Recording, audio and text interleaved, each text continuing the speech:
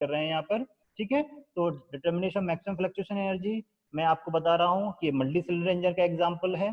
इसमें आप देख सकते हो जो मीन टॉर्क लाइन है उससे ऊपर का जो एरिया है वो रिप्रेजेंट कर रहा है कि इतनी एनर्जी हमने गेन की है या इतनी एनर्जी हमने स्टोर की है, ठीक है। तो ये एनर्जी ऐड हो रही है इंजन के अंदर।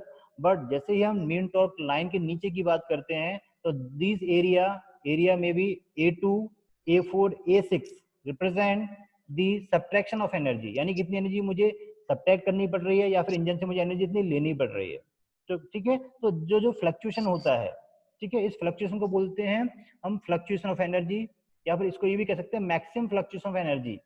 अब इसका एक डेरिवेशन है छोटा सा कि हम कैसे डिटरमाइन करते हैं। तो आप लोग इस डायग्राम को बना लीजिए, इसके बाद एक डेरिवेशन सॉल्व करेंगे। By the help of this derivation we will calculate the maximum fluctuation of energy. Okay, तो सबके हाथ में पेन पेंसिल होना चाहिए और रजिस्टर होना चाहिए। मैं किसी से पूछ सकता हूँ कि किस पॉइंट पर कितनी एनर्जी गेन हो रही है या कितनी एनर्जी लॉस हो रही है, ठीक है। डायग्राम सबको समझ में आ सर गया? पर आई वो होप सब डायग्राम डायग्राम सर इसके पहले वाला डायग्राम क्लियर नहीं है ये सर। है डायग्राम, ठीक है ना। यस ये सर। डायग्राम है। तुमने लेट ज्वाइन किया अनुज? तुमने लेट ज्वाइन किया क्या? सर मैंने लेट नहीं सर, मैं बस मैं सर 5 मिनट लेट हुआ हूँ। यस सर हाँ हुआ हूँ। देखो ये डायग्राम है मल्टी सिलेंडर इंजन का, ठीक है। इस हम्म। डायग्राम में आप देख सकते हो कि मेरे पास जो कुछ एरिया है, area A1, area A3 and A5, ठीक है।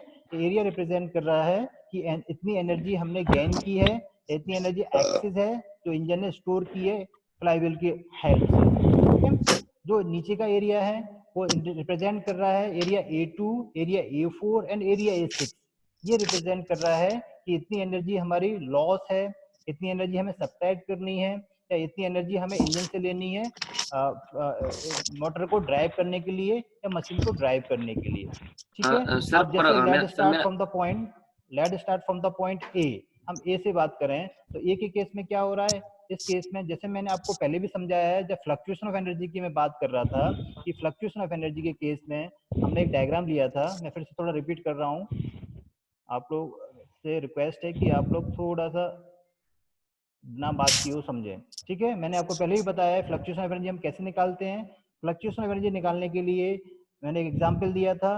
जब हमने एग्जांपल लिया जब क्रैंक रोटेट कर रहा है या मूव कर रहा है फ्रॉम 0 टू P पॉइंट की तरफ, इस एग्जांपल में आप देख सकते हो। तो उस केस में आप देख सकते हो कि जो एरिया या जो एनर्जी डेवलप हो रही है वो एनर्जी कम डेवलप हो रही है एज पर द रिक्वायरमेंट, ठीक है। मैंने आपको कल समझाया था, मैं फिर से थोड़ा सा रिपीट कर रहा हूँ कि यहाँ पर आप देखोगे जो area A, small A, capital B and small P है, ठीक है।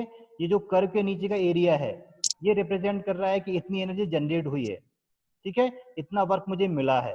बट इस केस में आप देख सकते हो मुझे जो रिक्वायरमेंट है एनर्जी की वो रिक्वायरमेंट ज्यादा है, यानी कि small A, capital B and small P, ये पूरा जो एरिया है ये रिप्रेजेंट कर रहा है रिक्वायरमेंट ऑफ एनर्जी।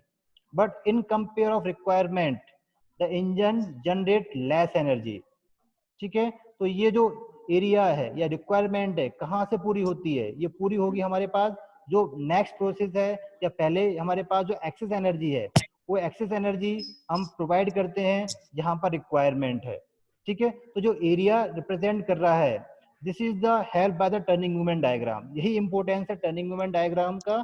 इस टर्निंग मूवमेंट डायग्राम की हेल्प से हम ये डिटरमाइन कर सकते हैं कि किस पर्टिकुलर पॉइंट पर और कितने एंगल पर कितना एनर्जी जनरेट हुई है।